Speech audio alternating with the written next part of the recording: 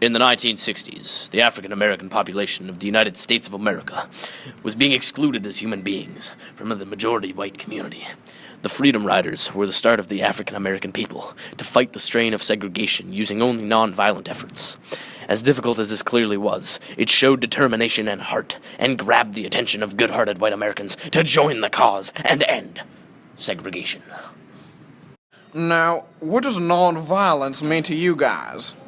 Well, gee, Pops, I don't really know. Does it mean not fighting? Well, basically, it's not fighting when attacked. Well, that seems hard to do. That's a lot of self-control. Segregation is straight up wrong and needs to be stopped. It has gone on for too long. We are a civil rights activist group looking to fight for everybody's rights. No matter what color or race you are. We need everybody's help.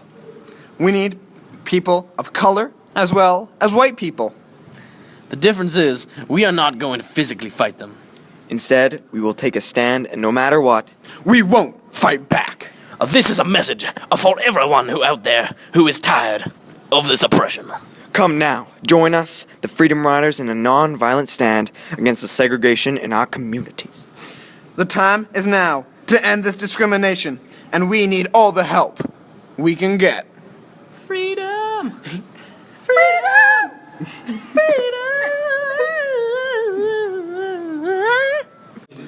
The Freedom Riders' infamous rides were in 1961.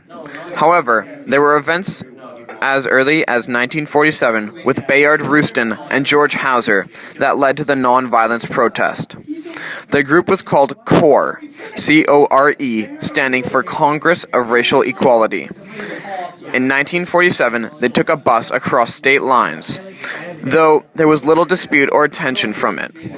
In 1961, a group of student activists took buses all the way from Washington, D.C. to Jackson, Mississippi. This is when the mass attention came from people such as John F. Kennedy and Martin Luther King Jr. Nonviolence was extremely effective as it took everybody by surprise. The Black Riders were attacked for sitting near the front of the bus and breaking the law. The whites were also attacked for being supportive of the blacks and their movements.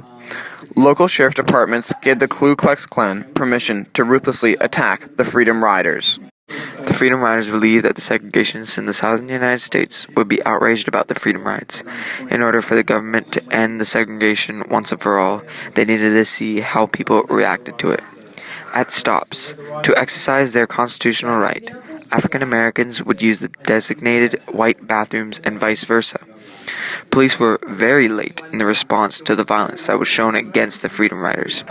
Severe beatings of Freedom Riders, slashed tires, firebombed buses are just some examples of the hate demonstrated by the Southern Americans on the good and powerful people of the USA had seen enough abuse against the Freedom Riders and the segregation. And when the riders were jailed in Jackson, John F. Kennedy had had enough and ordered strict banning of segregation in interstate travel.